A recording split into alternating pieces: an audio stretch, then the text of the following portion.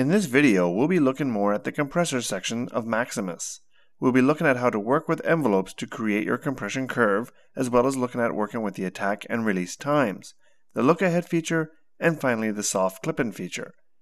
Let's begin with the compression curve window. Unlike most compressors, Maximus does not have your standard threshold and ratio settings. Well, to the eye it appears not to have these controls, but in fact they are there.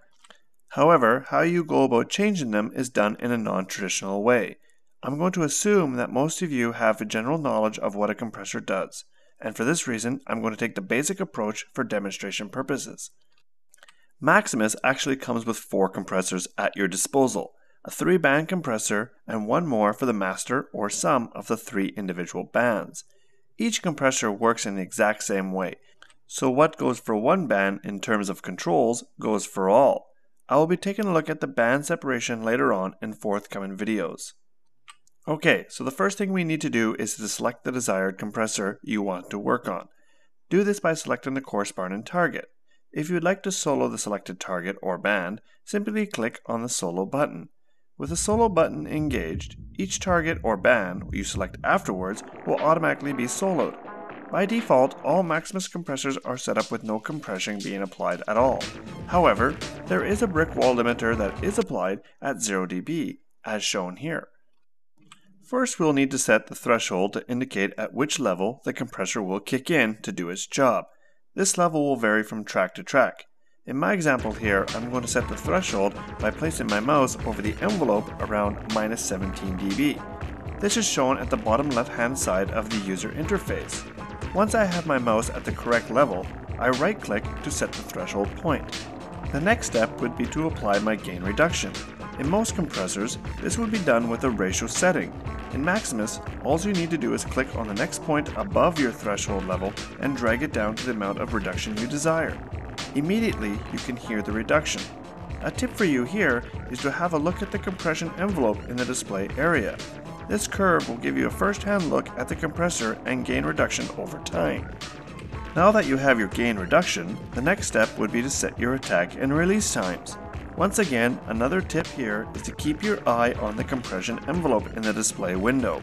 You can see that as I increase the release times, the gaps in between the gain reduction are wider, and the gain reduction is slowly being returned to the original level.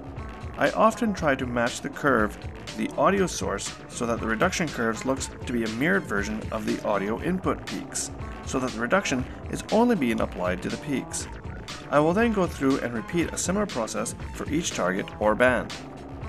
Shifting over to the look ahead feature, one big advantage that digital audio has over analog is the ability to read ahead to analyze the audio that is coming down the line into the compressor. This allows Maximus to get a better idea of the gain reduction that is being applied. Set the amount of look ahead time here. There is no real need to set this to the maximum value. A 10 millisecond default setting is usually more than sufficient. Lastly, the soft clip feature.